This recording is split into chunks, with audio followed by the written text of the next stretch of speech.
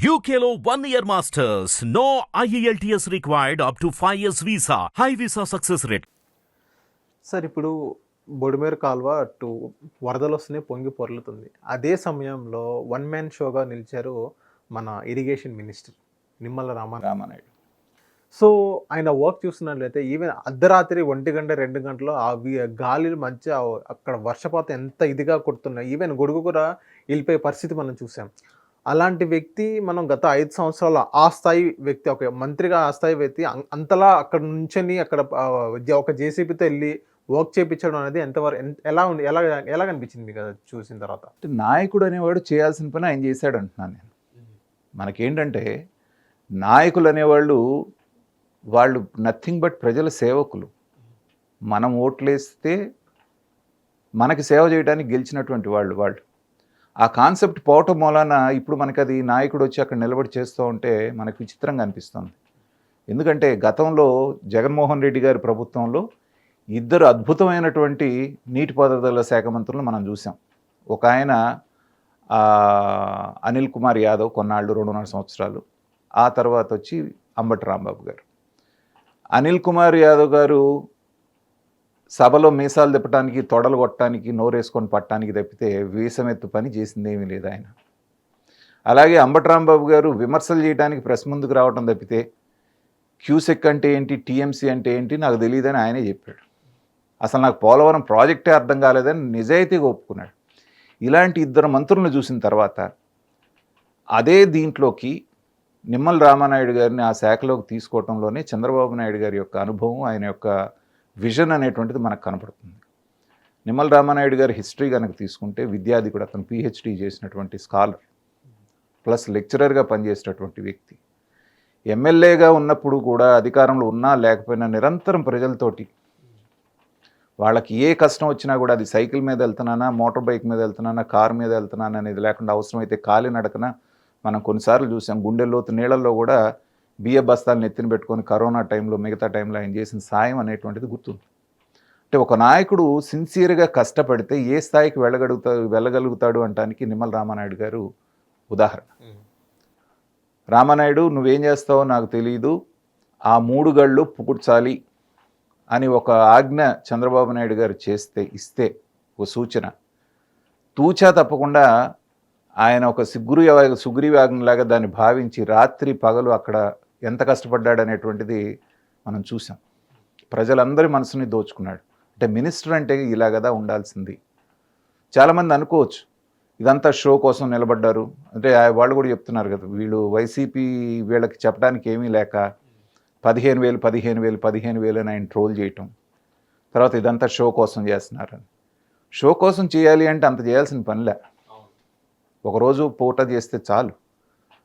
ఈ ప్లానింగ్తో సహా లారీలు వెనక్కి తిరగటానికి అక్కడ ఎంత వెడల్పు చేయాలి, ఎంత చేయాలి. ఈవెన్ మనకి ఈ డిజాస్టర్ మేనేజ్మెంట్లో మిలిటరీకి అత్యుత్తమైనటువంటి పేరుంది, ఇండియన్ ఆర్మీకి. వాళ్ళే వచ్చి ఆశ్చర్యపోయారు అంటే ఆ స్థాయిలో ఒక మంత్రి పనిచేశాడు అంటే. దానికి తోడు గతంలో కూడా 2014-19 మధ్యలో దేవినేని ఉమా గారు ఇరిగేషన్ మినిస్టర్ ఉన్నప్పుడు ఆయన ఎలా చేశాడో కూడా చూసాం మనం. పోలవరం కోసం తన ప్రాణం పెట్టేసి పనిచేశాడు కాబట్టే 72% 5 ఏళ్లలో పూర్తి చేయగలిగారు. అలాంటి వ్యక్తి కూడా ఇవాళ ఏ పదవి లేకపోయినా, తన ప్రజలు ఓడించినా కూడా తన వంతు కర్తవ్యంగా వచ్చి రామానాయుడు గారికి అండగా నిలబడ్డ పద్ధతి కూడా మనం చూసాం. అంటే నాయకుడు అనేటువంటి వాడు సరిగ్గా ఉండి దిశానిర్దేశం చేస్తే పనులు ఎలా జరుగుతాయంటానికి ఇది ఉదాహరణ. అలాగే ఏ మినిస్టర్ వాళ్ళు, ఇప్పుడు మన ఈయన నాదెళ్ల మనోహర్ గారు, ఆయన పాటికి ఆయన, లోకేష్ గారు, తర్వాత పైనుండి అక్కడ కూర్చొని ప్లానింగ్లో పవన్ కళ్యాణ్ గారు, ఎవ్వరు కూడా రెస్ట్ తీసుకోకుండా, పైగా మిగతా ఎమ్మెల్యేలు అందరూ కూడా, అన్ని ప్రాంతాల్లో ఉన్న ఎమ్మెల్యేలు వాళ్ళందరూ కూడా ఇక్కడికి వచ్చి వాళ్ళ చేతనైన సాయం ఇక్కడ చేశారు. చేస్తున్నప్పుడు ఏంటంటే స్ఫూర్తి నింపటం నాయకుడు అంటే అది. స్వయంగా 74 సంవత్సరాలు ఉన్నటువంటి చంద్రబాబు నాయుడు గారే వచ్చిందని తెలియగానే నీళ్ళల్లో దిగి ఆయన పనిచేస్తున్న తీరు చూసిన తర్వాత కింద స్థాయి నాయకులు ఎవరన్నా ఇంట్లో కూర్చుంటారా? కూర్చునే అవకాశం ఉంటుందా? నాయకత్వ లక్షణం అంటే అది. అదే జగన్మోహన్ రెడ్డి గారు ఏం చెప్తున్నారు, అసలు చీఫ్ మినిస్టర్ అనేవాడు ఇంట్లో నుంచి బయటికి కదలకూడదు, అక్కడున్న కలెక్టర్లను అందరినీ పిలిచి వారం రోజులు టైం ఇస్తున్నాను మీకు, వారం రోజులు ఇది మొత్తం సెట్ చేసేయాలి మీరు, వారం రోజుల తర్వాత నేను వస్తాను, ప్రజల దగ్గర నుంచి నాకు ఒక్క కంప్లైంట్ కూడా రాకూడదు. ఇది ఆయన టైప్ ఆఫ్ పాలన. స్వయంగా చంద్రబాబు నాయుడు గారు అక్కడి నుంచి ఉంటేనే ఒకళ్ళిద్దరు అధికారులు మాట వింటలేదని మనం చూసాం, చెప్పింది చేయట్లేదని. నువ్వు ఇంట్లో పండుకొని ఫోన్ల మీద చెప్తే వెళ్తావు, వారం రోజుల తర్వాత వీళ్ళు చెప్తారు ఎవరు కూడా దగ్గరికి రానివ్వరు, అంతా బాగుందని చెప్తారు, అయిపోతుందా? గతంలో వరదలు వచ్చినప్పుడు జగన్మోహన్ రెడ్డి గారు ఎలా పరామర్శించారో మనం చూసాం. రోడ్డు మీద పెద్ద టెంట్ వేసి దానికి రెడ్ కార్పెట్ వేసి కింద నుంచి ఆ పాడైపోయిన పంటను తీసుకొని ఈయనకి దగ్గరికి తీసుకొస్తే దాన్ని అలా ముట్టుకోనట్టుగా చూసి అది పరిశీలించడం ఆయన దృష్టిలో హెలికాప్టర్లో తిరిగి. కాబట్టి చంద్రబాబు నాయుడు గారిని తర్వాత జగన్మోహన్ రెడ్డి గారిని పోల్చడం అంటేనే దురదృష్టం.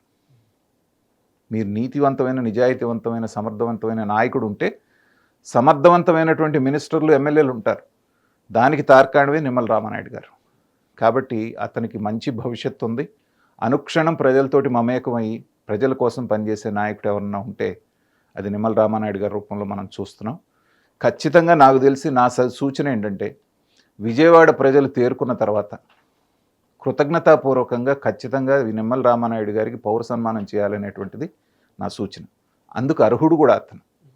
ఎందుకంటే ప్రాణం పెట్టి పనిచేయటం, కాళ్ళకి చెప్పులు కూడా లేకుండా చేసినటువంటి పద్ధతి మనసున్న ప్రతివాడిని కదిలించింది. అందరూ అభినందిస్తున్నారు కాబట్టి వాళ్ళతో పాటు మనం కూడా అభినందనలు తెలియజేస్తాం. హిట్ టీవీ యాప్ ని డౌన్లోడ్ చేసుకోండి. ఇందులో short news, live news, entertainment movies అన్ని అవైలబుల్ గా ఉన్నాయి. Please download hit TV app.